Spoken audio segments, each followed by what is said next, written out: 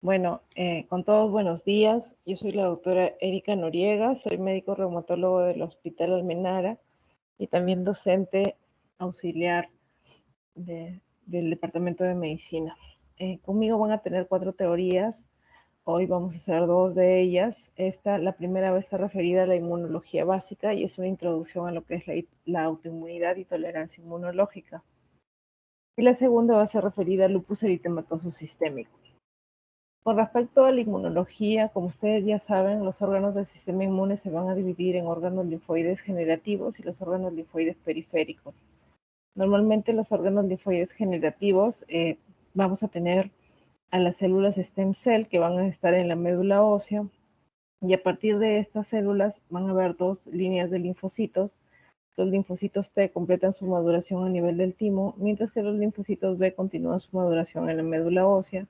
Una vez que estas células están maduras, van a pasar a la parte circulatoria. Entonces van a viajar a través de la sangre, recirculando entre la sangre y los órganos linfoides periféricos, como son los ganglios linfáticos, el vaso y el tejido linfoide mucocutáneo. Ahora, el sistema inmunológico se va a dividir en 2 grupos. El sistema inmunológico innato, que a su vez se va a dividir en las barreras. Dentro de estas vamos a tener barreras físicas como la piel, barreras químicas como la secreción de ácido clorhídrico a nivel del estómago. Vamos a tener células como las natural killer y proteínas como las proteínas del complemento. Y por otro lado vamos a tener el sistema adaptativo que se va a dividir en linfocitos T y linfocitos B. Estos linfocitos T a la vez se van a clasificar en 3 tipos de linfocitos: los citotóxicos, los T helper y los reguladores. Dentro de los citotóxicos vamos a tener en cuenta que va a tener proteínas de membrana como el CD3 y CD8 positivos. Dentro de los T helper vamos a tener un CD3 positivo y CD4 positivo, y los T reguladores que van a participar activamente en lo que es la respuesta inmunológica por parte de este tipo de linfocitos.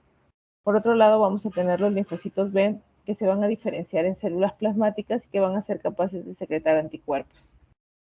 Aquí tenemos algunos componentes de la respuesta de la inmunidad innata. Como ya lo señalé, se van a dividir en barreras, dentro de ellos el epitelio o la piel, o el epitelio de otros órganos, algunos linfocitos intraepiteliales o defensinas, cuya función básicamente va a ser prevenir la entrada del microorganismo y ayudar a destruir el patógeno.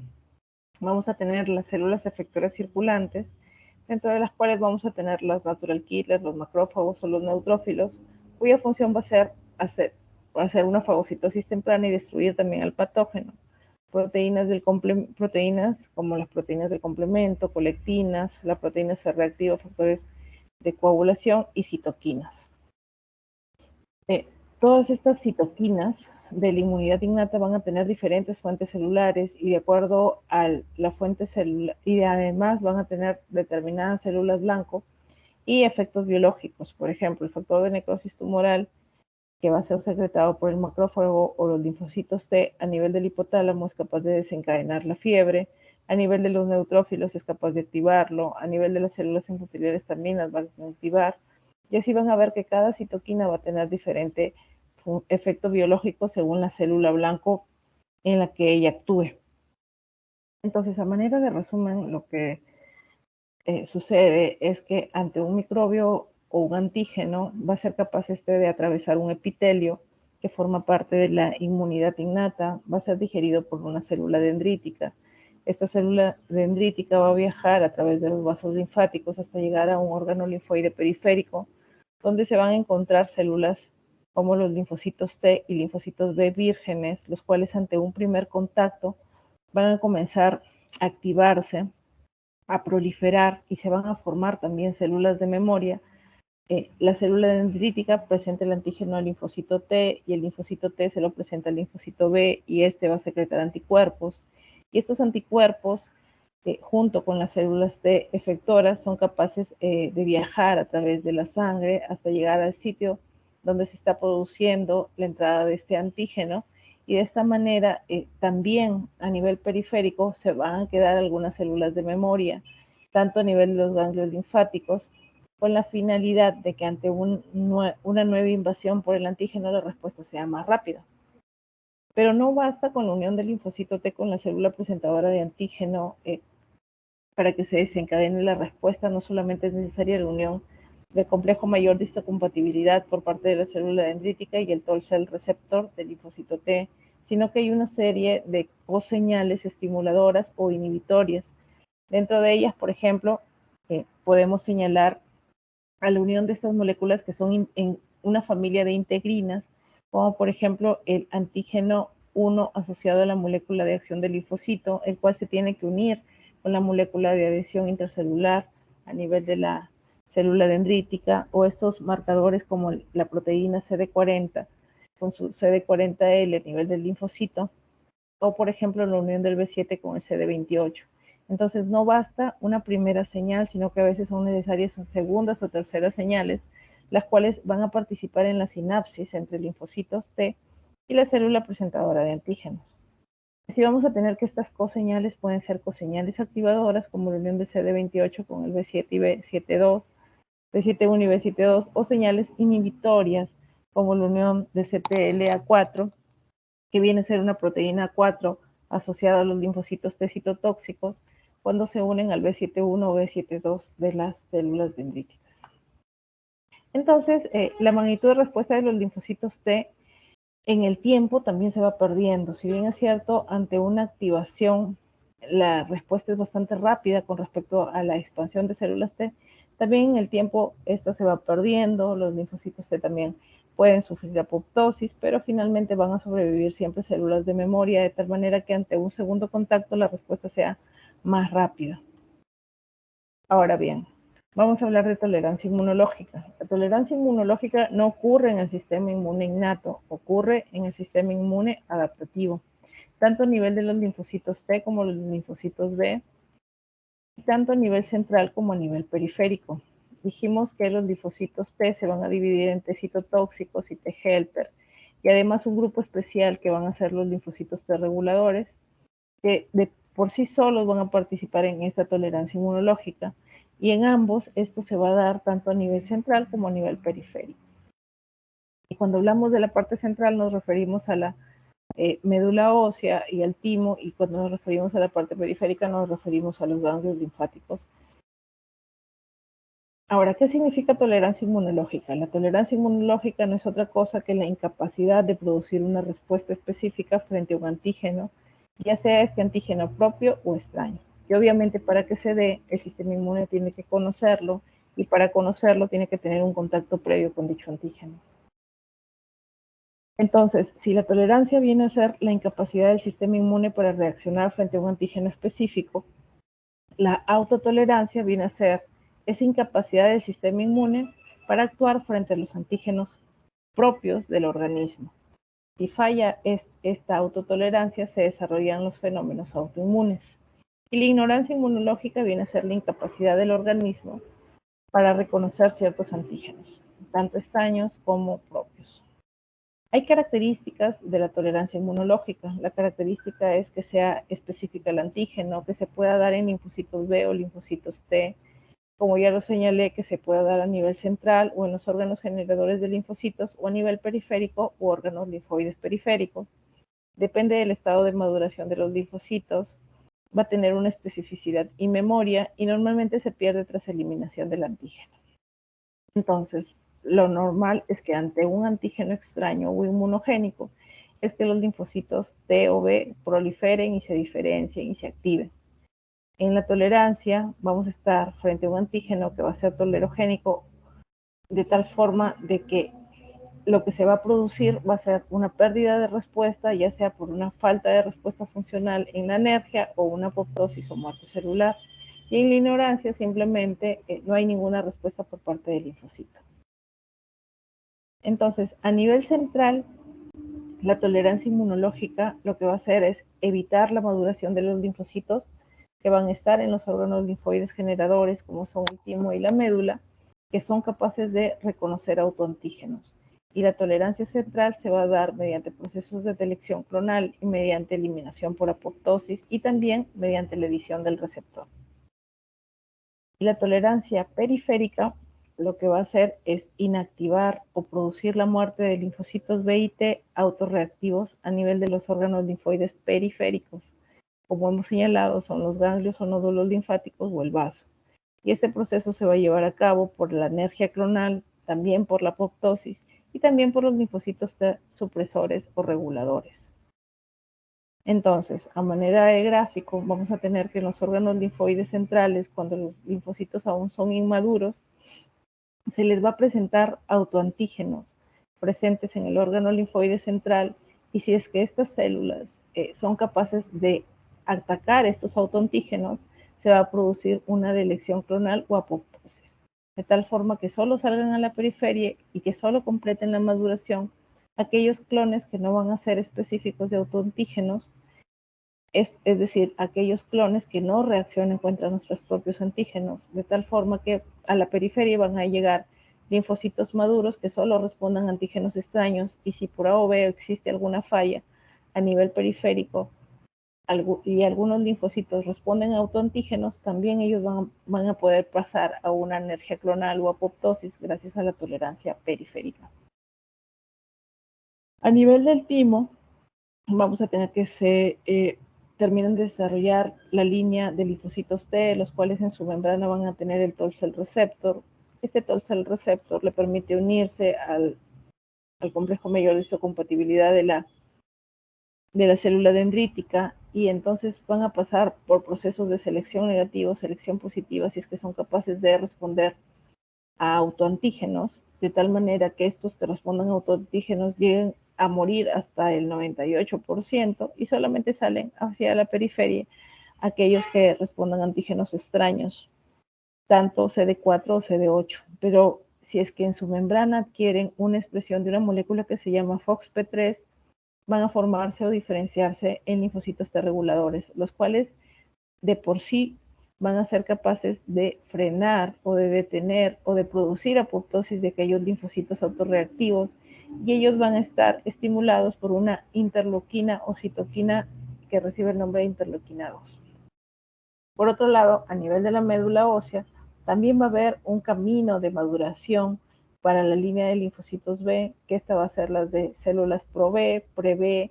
La primera inmunoglobulina que tienen es inmunoglobulina M, y posteriormente ellos deben de salir a la periferia como linfocitos B vírgenes, que al final van a ser capaces de unirse y formar centros germinativos, y después diferenciarse en células de memoria, y también secretar ya mayor cantidad de inmunoglobulinas y tener más inmunoglobulinas a nivel de la membrana, de tal forma que el proceso de selección en ellos ocurre en una etapa temprana cuando solamente tienen inmunoglobulina M a nivel de su membrana, pero también puede ocurrir en la parte periférica cuando ya tienen más inmunoglobulina. Entonces, los mecanismos de tolerancia inmunológica a nivel periférico, para los linfocitos T, vamos a tener la deleción clonal, que se repite con los linfocitos B, la energía clonal, pero además en los linfocitos T participan la célula T reguladora y también la ignorancia inmunológica. Nuevamente, entonces, la respuesta del linfocito T normal es frente a la unión del Toll cell receptor con las coseñales de estimulación ante un antígeno extraño, estos linfocitos T van a proliferar y se van a formar linfocitos de memoria, pero ante autoantígenos lo normal es que lo que debería suceder es que se dé una falta de respuesta funcional mediante la energía, una supresión mediante el linfocito T regulador que sea capaz de inhibir la activación o bloquear la activación de estos linfocitos T autorreactivos, o también la apoptosis o muerte celular inducida por la activación. Y en el caso de los linfocitos B, vamos a tener también que ellos normalmente ante antígenos extraños deberían proliferar y diferenciarse, pero ante propios antígenos, a nivel de la parte central, lo que va a suceder es que se lleva a cabo una anergia o pérdida de la respuesta funcional, de elección o muerte celular, y también son capaces de hacer un cambio de especificidad del receptor. Cuando hablamos de delección clonal, nos referimos a una eliminación física mediante apoptosis de linfocitos inmaduros autorreactivos, de tal forma que tanto linfocitos B como linfocitos T que sean capaces de salir a la periferia no respondan a autoantígenos. A nivel de los linfocitos T, como ya lo dije, a nivel central va a haber una primera fase de selección positiva en la cual se van a eliminar timocitos CD4 o CD8 positivos que no sean capaces de reconocer un complejo de mayor disocompatibilidad propio, y en la segunda fase se van a eliminar por apoptosis aquellos que tengan gran avidez, nuevamente autoantígenos unidos al complejo mayor de histocompatibilidad.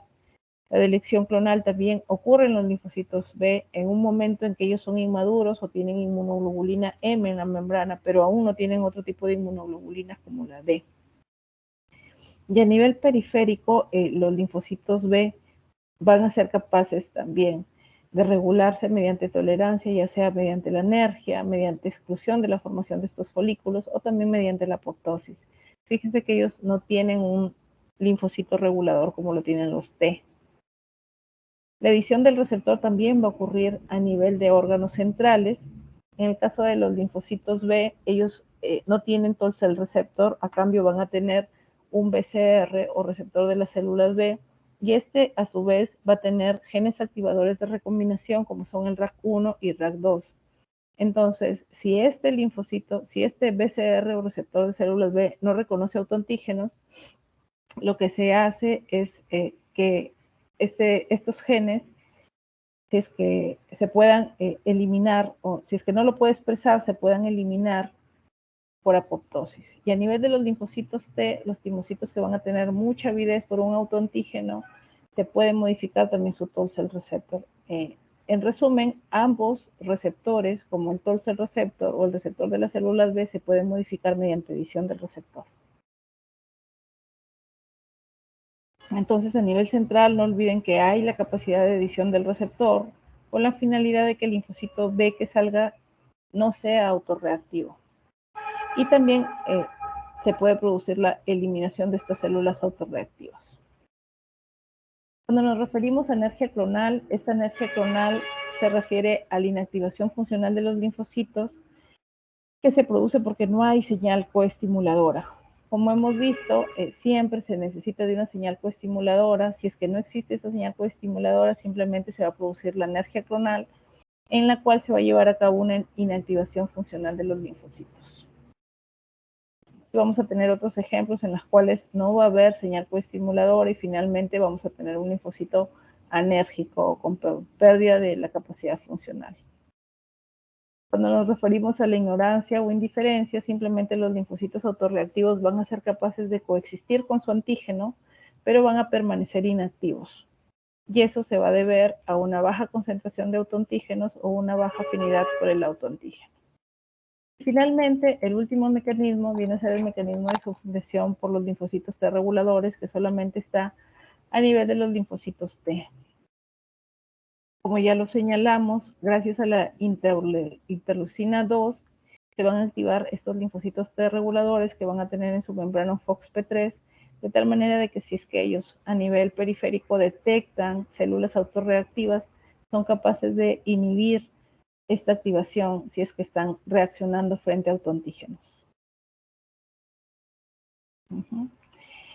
Y la apoptosis se va a llevar a cabo debido a dos vías. Una es la vía del receptor mortal extrínseca por la unión del fosfatligando, y la otra es la vía mitocondrial intrínseca, que se va a producir por la familia de las caspasas a nivel mitocondrial, la cual va a ser capaz de generar una fragmentación del ADN y del núcleo, y finalmente se lleva a cabo la muerte de la célula.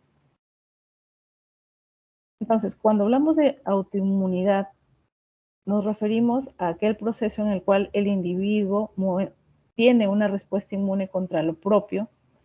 Generalmente va a ir acompañada de presencias de anticuerpos o de linfocitos T autorreactivos, y la enfermedad autoinmune lo que va a generar es una condición de daño a nivel de los órganos y tejidos que se va a provocar por estos anticuerpos autorreactivos y linfocitos T autorreactivos, y finalmente va a ser crónica porque estos antígenos van a estar siempre presentes.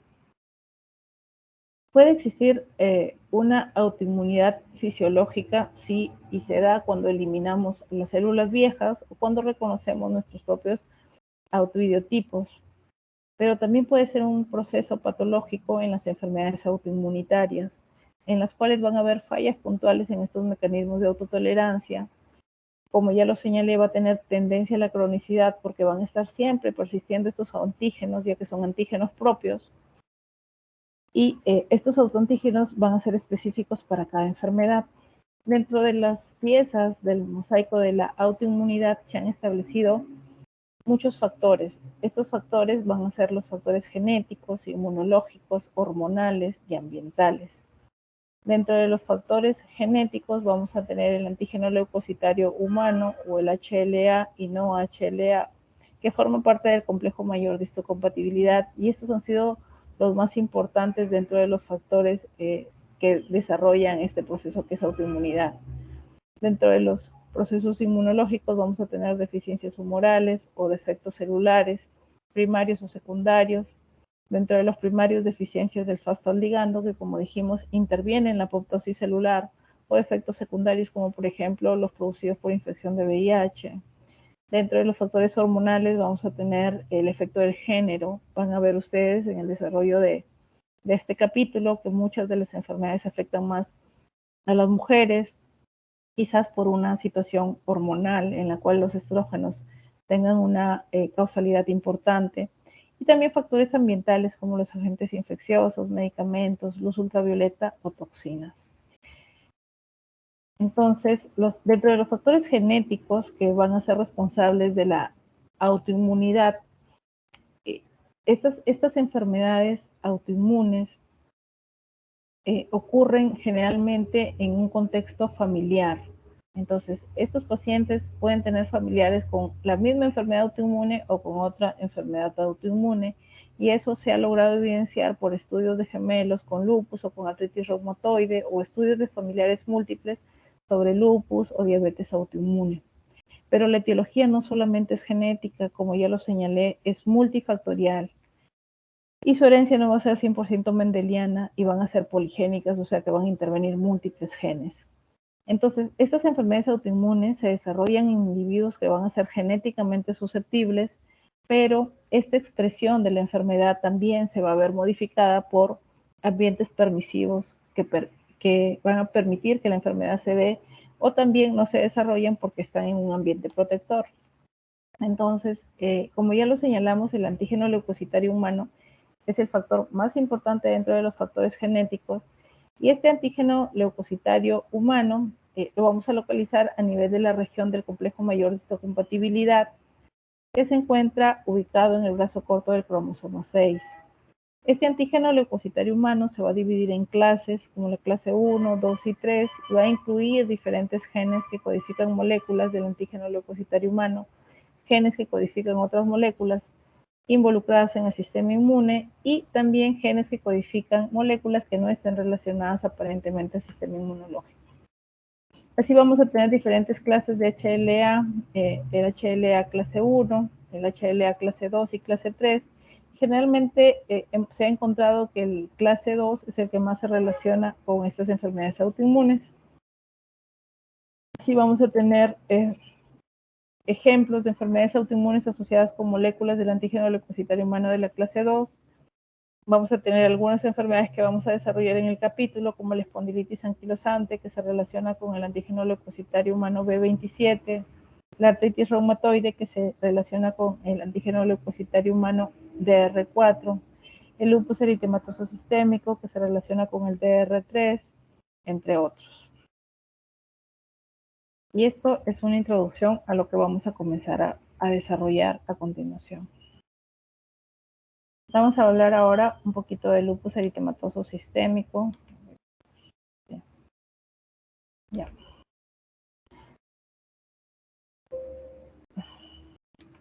Con respecto al lupus eritematoso sistémico, vamos a ver lo que es la definición, la prevalencia, fisiopatología, cuadro clínico y algo de tratamiento.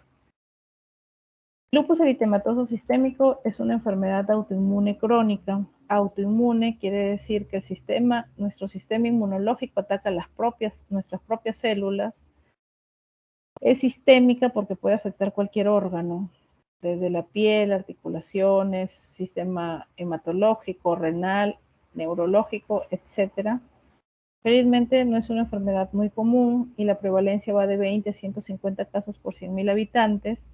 Va a ser más severo en pacientes afroamericanos y asiáticos, o aunque esto también se relaciona con que son personas que no tienen mucho acceso a servicios de salud. Se presenta sobre todo en mujeres. Las primeras manifestaciones se dan entre los 15 y 45 años, o sea, ocurre en una edad fértil, y la prevalencia va a ser de 0,05% a nivel global, con una relación mujer a hombre de 10 a 1. Fíjense que son muy raros los hombres que se afectan de lupus, generalmente afectan más mujeres. Con respecto a la fisiopatología, va a ser multifactorial. Como todas las enfermedades autoinmunes, va a tener una base genética, y dentro de esta base genética vamos a tener algunas proteínas del complemento, vamos a tener también al ligando de la manosa, vamos a tener la proteína quimioatrayente de monocitos, células dendríticas plasmocitoides, genes como el PTPN22, factores ambientales como la luz ultravioleta, el género femenino, infecciones como la infección por el Epstein-Barr y otros. Todos estos factores predisponentes van a hacer que se desarrollen autoantígenos. Y estos autoantígenos, como ya lo señalé, va a desencadenar una respuesta inmune anormal, de tal manera que van a ser digeridos por las células dendríticas y presentados a los linfocitos T, y por medio de ellos a los linfocitos B, y se van a formar al final autoanticuerpos dirigidos contra antígenos propios.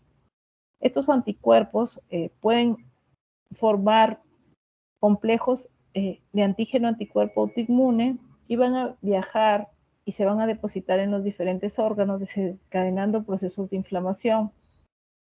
Así tenemos, por ejemplo, que si se localizan a nivel de la piel, pueden producir el rash malar.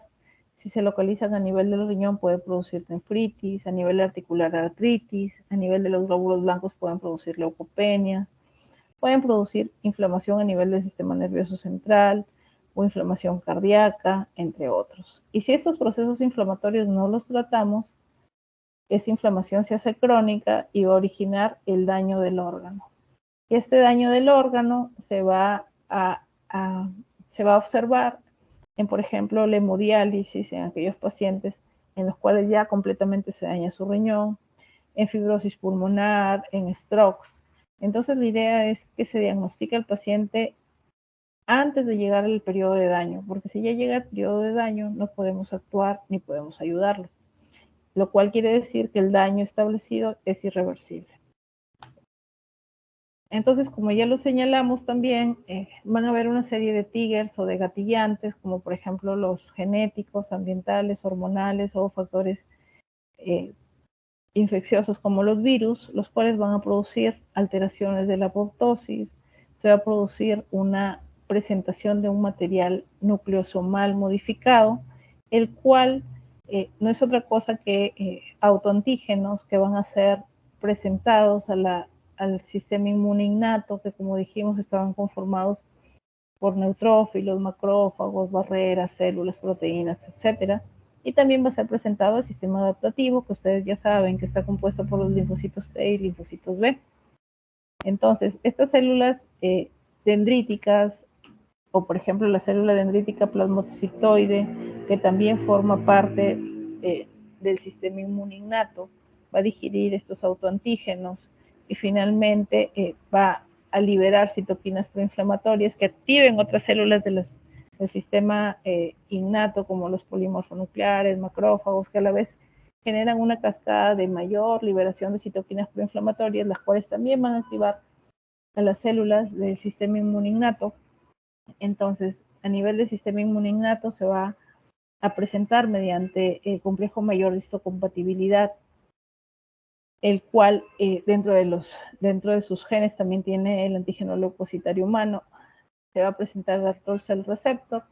Entonces, este autoantígeno va a ser capaz, junto con la unión de señales coestimuladoras, de hacer que estos linfocitos T se proliferen y se activen y sean capaces también de unirse con los linfocitos B mediante señales coestimuladoras como el CD40, y estos generar anticuerpos, autoanticuerpos. Y estos autoanticuerpos se van a unir con el antígeno y van a formar una relación anticuerpo-antígeno o complejos inmunes, los cuales van a desencadenar la enfermedad. Entonces, van a encontrar a lo largo de la rotación que nosotros utilizamos mucho criterios de clasificación de enfermedad y que estos criterios de clasificación de enfermedad han ido siendo modificados en el tiempo.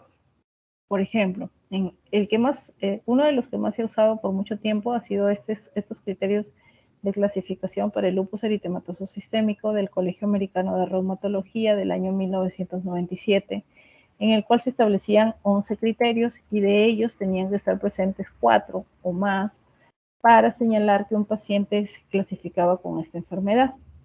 Estos criterios eran la presencia de rash malar, la presencia de rash discoide, fotosensibilidad, presencia de úlceras orales, de artritis no erosiva, de pleuritis o pericarditis, de desórdenes renales, desórdenes neurológicos, hematológicos, inmunológicos y presencia de anticuerpos ANA positivos o anticuerpos antinucleares. Entonces vamos a ver uno por uno brevemente. En el rash malar se caracteriza porque es un eritema que, como ustedes pueden ver, respeta los surcos nasogenianos, a diferencia de la rosácea no los respeta. Este rash malar respeta los surcos nasogenianos, se encuentra sobre las eminencias malares, puede ser, generalmente debería ser palpable, aunque también en ocasiones es plano y es un eritema fijo. Después sigue el rash discoide. Pero yo puse acá también al lupus eritematoso cutáneo subagudo porque este va a estar en otra clasificación. Y la característica del lupus eritematoso cutáneo subagudo es muy similar a la psoriasis. O sea, se observan placas hiperqueratóxicas y decamativas que pueden ocasionar prurito en el paciente. El rash discoide, que sí está dentro de los criterios de clasificación del año 97, son placas eritematosas elevadas que van a tener escamas adherentes, queratóxicas, y que generalmente producen cicatrices atróficas, que en esta paciente ya hay más cicatrización, ¿verdad? La presencia de úlceras orales, y estas úlceras orales pueden estar a nivel nasal o a nivel nasofaringeo o también a nivel del paladar, tanto paladar duro como paladar blando. Estas úlceras se caracterizan por ser no dolorosas, a veces el paciente ni siquiera las siente. Y estas sí deben ser observadas por el médico para que sea un criterio de clasificación. O sea, no basta que el paciente te cuente o que el familiar te cuente, tienen que observarlo. La fotosensibilidad viene a ser interpretada por el paciente como un rash cutáneo de una reacción inusual a la luz solar. Esto sí puede ser referido por el paciente u observado por el médico. La artritis no erosiva. A diferencia de la artritis reumatoide, el lupus no produce erosión a nivel de las articulaciones. Puede comprometer 2 o más articulaciones periféricas y se caracteriza porque hay inflamación en la articulación, lo cual quiere decir que hay aumento de volumen, derrame articular, limitación funcional. Hay una alteración articular en el lupus que se llama artropatía de Yacoub. Y esta artropatía de Yacoub se caracteriza porque van a ser deformidades que se caracterizan por subluxación, pero esta subluxación es reductible, o sea, el paciente no se queda en subluxación siempre, sino puede volver a la posición normal. Otro criterio es la presencia de pleuritis o pericarditis. Esto tiene que estar confirmado mediante el examen físico, mediante una historia en la cual señale un dolor pleurítico, que es un dolor tipo punzada, que generalmente aumenta con la inspiración, o puede ser evidenciado en el examen físico mediante un frote auscultado por un médico o la ausencia de murmullo vesicular que nos haga sospechar de un derrame pleural. En el caso de la pericarditis, debe estar documentada por alteraciones en el electrocardiograma y ahí lo que vamos a ver van a ser disminuciones del complejo QRS o también en el examen físico puede haber presencia de frote o evidencia de derrame pericárdico por disminución de los ruidos cardíacos. La alteración renal viene a ser el criterio más frecuente en estos pacientes. Entre el 50 hasta el 75% de los pacientes con lupus tienen afección renal. Y esta afección renal se va a caracterizar porque hay presencia de proteinuria, persistente con un valor mayor a 500 miligramos por día o 0,5 gramos por día en una prueba cuantitativa de proteinuria.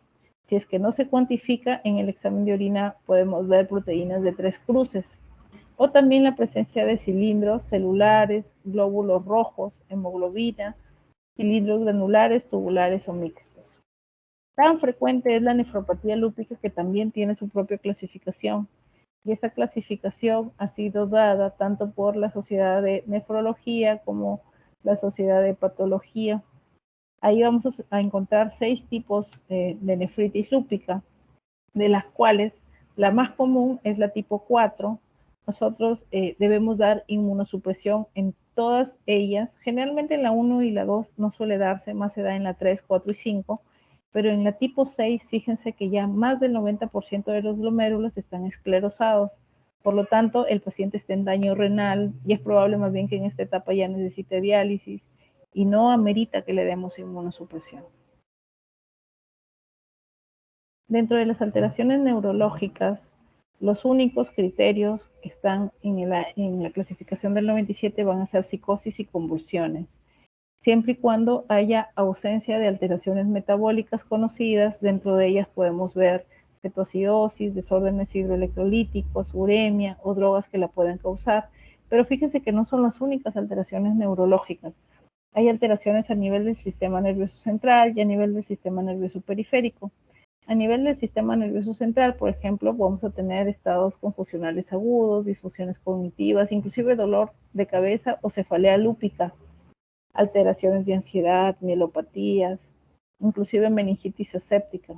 Y a nivel periférico podemos encontrar mononeuropatías, neuropatías craneales, polineuropatías y hasta un síndrome de Guillain-Barré. Por lo tanto, las manifestaciones neuropsiquiátricas del lupus son variadas. Y estos criterios de clasificación solamente toman en cuenta 2, pero fíjense que pueden ser variadas las formas de presentación de la enfermedad. Dentro de las alteraciones hematológicas vamos a tener la leucopenia con un valor menor a 4000. No basta que lo encontremos en un solo hemograma, debe estar presente en 2 o más ocasiones. Linfopenia con un valor menor a 1500 en 2 o más ocasiones. Trombocitopenia menor a 100.000 en ausencia de drogas. Y la anemia hemolítica con reticulocitos. Dentro de las alteraciones inmunológicas vamos a tener la presencia del anti-SMID, que viene a ser el anticuerpo más específico de esta enfermedad, la presencia de anticuerpos antifosfolípidos, y ustedes tienen un seminario de antifosfolípido que tienen que hacer en esta rotación. Estos anticuerpos antifosfolípidos que se tienen en cuenta o que se tenían en cuenta en aquella clasificación eran los anticuerpos anticardiolipina, tanto IgG o IgM, el anticoagulante lúpico, o una prueba serológica para sífilis falsa positivo, por lo menos durante 6 meses. Y también el anti-DNA nativo en título normal. Y por último, los anticuerpos antinucleares, siempre y cuando no haya ausencia de drogas que estén asociadas, porque también hay algunas drogas que pueden dar positividad al ANA. Entonces, si están presentes por lo menos 4 de estos 11 criterios, el paciente clasificaba como un paciente con lupus eritematoso sistémico. Sin embargo, se ha encontrado que cerca del 95% de pacientes con lupus tienen anticuerpos antinucleares positivos. Por lo tanto, se ha dado una nueva clasificación en el año 2019 por las 2 escuelas más grandes de reumatología a nivel mundial, que son la del Colegio Americano y de la Liga Europea contra el Reumatismo. Y para que un paciente clasifique con esta enfermedad, siempre tiene que tener primero anticuerpos antinucleares positivos a un título mayor de 1/80. O en su defecto, células HEP que van a equivaler a un test cualitativo positivo. Realmente esto no se usa en el Perú porque no lo hacemos, solamente hacemos los anticuerpos antinucleares como en casi todo el mundo. Estas pruebas cualitativas sí se pueden hacer en otros países, pero nosotros no solemos hacerlo. Entonces, si el paciente no tiene un ANA positivo, no clasifica como lupus, pero si sí lo tiene, comenzamos a evaluar la presencia de estos criterios, y si es que cada uno va a tener un puntaje, si es que tiene más de 10 puntos, diremos que el paciente clasifica con esta enfermedad.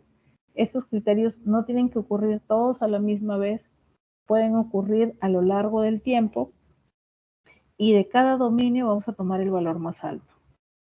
Estos van a ser los dominios, se van a dividir en dominios clínicos y dominios inmunológicos. Los dominios clínicos van a ser muy parecidos a los anteriores que vimos, sino que ellos incluyen a nivel constitucional la presencia de fiebre, obviamente descartando que no hayan procesos infecciosos, el valor va a ser 2 puntos. El otro criterio es el criterio hematológico, que como ya vimos era leucopenia menor a 4.000, trombocitopenia menor a 100.000 o anemia hemolítica con presencia de reticulocitos. Y cada uno va a tener un puntaje. De cada criterio, supongamos que el paciente tiene estas 3 cosas. De cada criterio solamente tienen que tomar uno, el más alto. Entonces se podría tomar trombocitopenia o anemia hemolítica. Dentro de los criterios neuropsiquiátricos no se quedan solo con convulsiones y psicosis, sino que le agregan también delirio. Dentro de los criterios mucocutáneos lo agrupan en alopecia no cicatrizal, úlceras orales, lupus cutáneo subagudo, que como dijimos se parecía a la psoriasis, o el lupus discoide, y el lupus cutáneo agudo, que no viene a ser otra cosa que el rash malar, y le dan el mayor puntaje al rash malar o las alas de mariposa. Dentro de los criterios de afección de serosas vamos a tener la pericarditis aguda o que haya pericarditis o pleuritis. Dentro de los criterios musculoesqueléticos tenemos la afección de las articulaciones. Y fíjense que el criterio renal es el que tiene el puntaje más alto, de tal forma que si es que en la biopsia encontramos una nefritis lúpica clase 3 o clase 4, y el paciente tiene 10 puntos. Si es que la prueba de anatomía patológica encuentra una nefritis lúpica clase 2 o clase 5, solo va a tener 8 puntos, y si es que solo tiene proteinuria mayor a 500 miligramos, va a ser de 4 puntos. Dentro de los criterios inmunológicos vamos a tener la presencia de anticuerpos antifosfolípido, y aquí sí están los que se usan en la actualidad, que son la anticardiolipina, beta-2-glicoproteína o anticoagulante lúpico con 2 puntos, el consumo de complemento, que puede ser por ambas fracciones, va a tener el puntaje más alto, o si es que es de una de las unidades C3 o C4 va a tener 3 puntos, y anticuerpos específicos para el lupus como el anti-SMIP o el anti-DNADS. Para cada uno va a tener 6 puntos.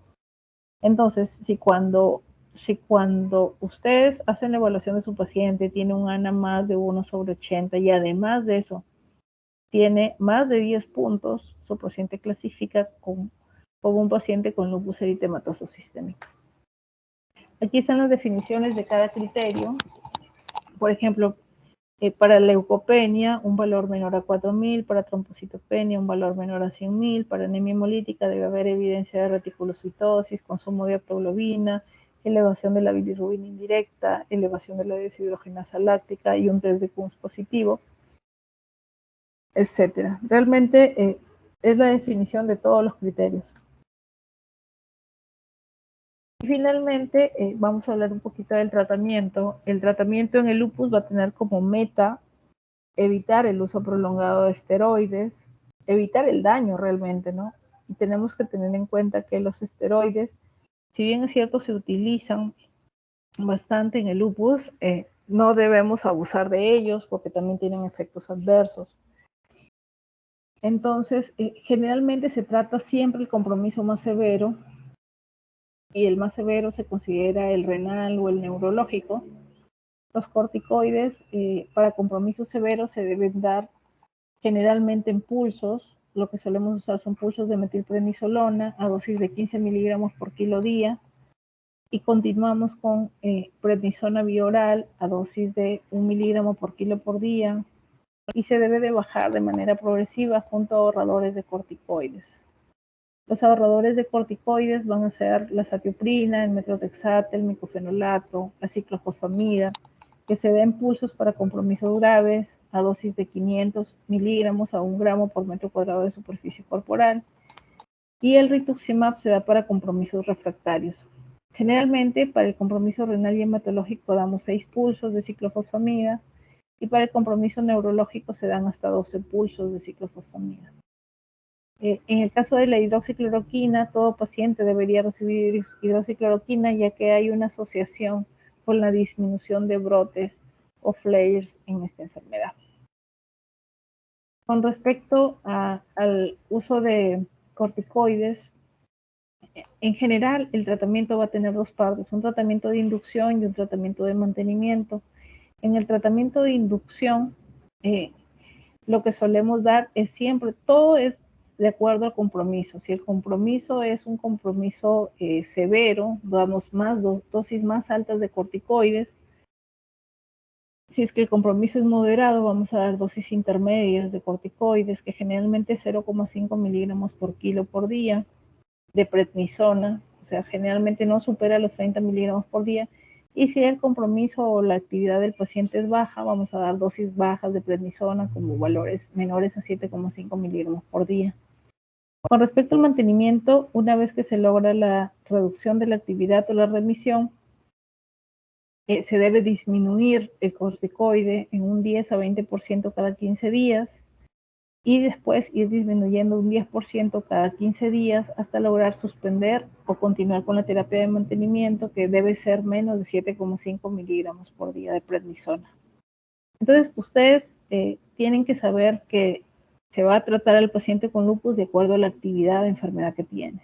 Si es que es una actividad severa, lo vamos a tratar con medicamentos, con corticoides a más altas dosis y medicamentos más inmunosupresores como la ciclofosfamida, etc. Pero si su actividad es leve o moderada, no debemos de darle tanto corticoides, sino las dosis deben ser más bien bajas. Como actividad, para medir la actividad utilizamos un índice que se llama índice de actividad de SLEDAI, donde los compromisos neurológicos van a tener, como ustedes ven, un valor de 8 porque son los compromisos más severos. El compromiso renal también, por presencia de cilindros, hematuria y proteinuria, suele tener un valor mayor a 8.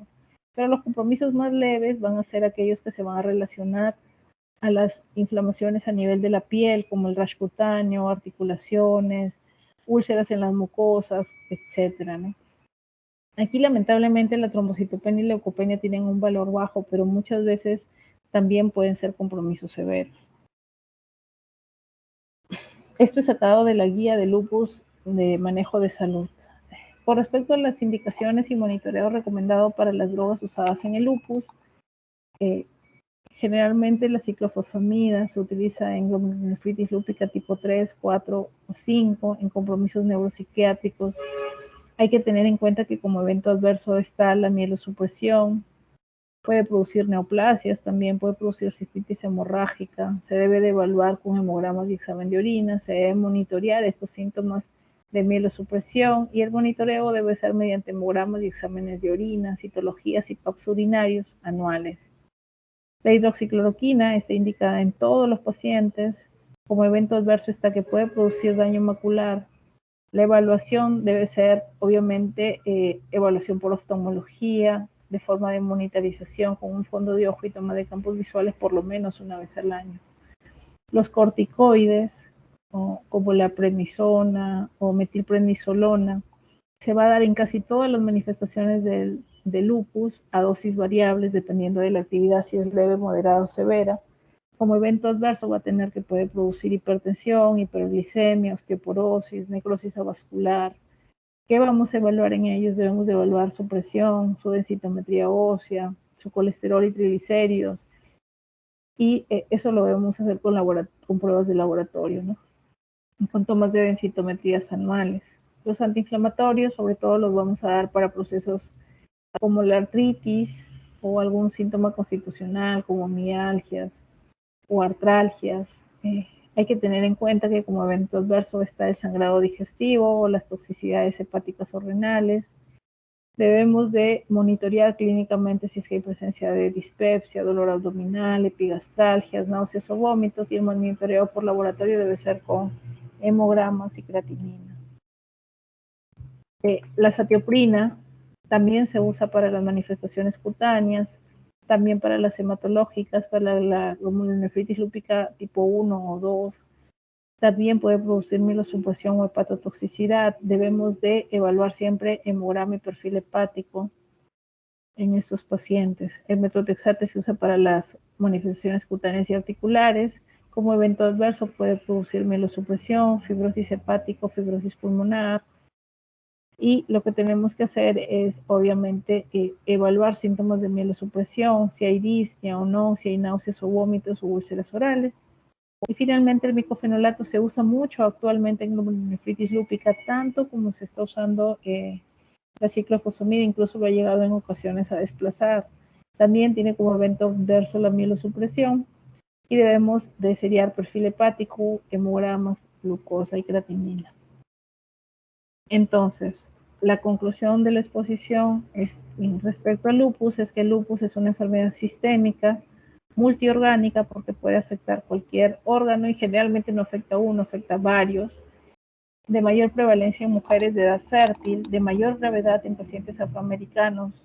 Esto puede estar asociado a la pobreza o también a la limitación de accesos a servicios de salud. La fisiopatología va a ser multifactorial y se van a incluir factores genéticos, autoinmunes, ambientales, hormonales e infecciosos. Las manifestaciones clínicas van a ser variables.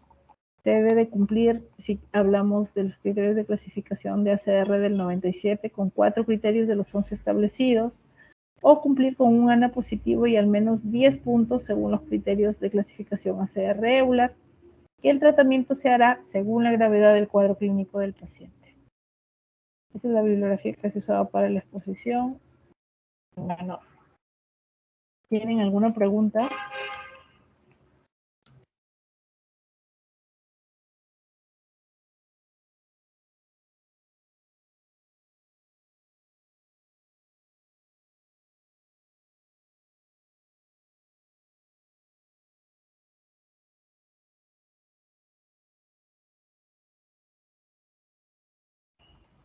Bueno, si no hay preguntas, entonces hemos concluido la clase. Creo que su delegada toma foto de la asistencia, ¿verdad? Sí, doctora. Entonces les dejo 2 minutos para que tomen su foto y luego voy a cerrar la sesión. Gracias, doctora. Chicos, por favor, sus cámaras.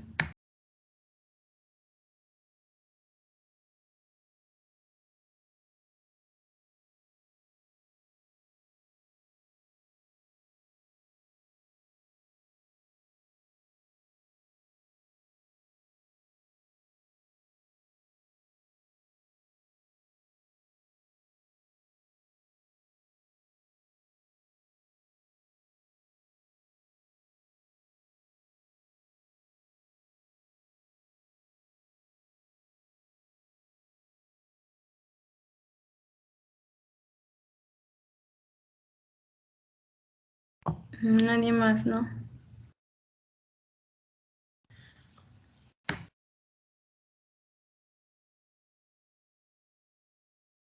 Ya se ve a Carazas, Casas, Cuellar, Fuentes, Córdoba, Campuzano, Chinchay, Campos, Cárdenas, Cristóbal y Chipana.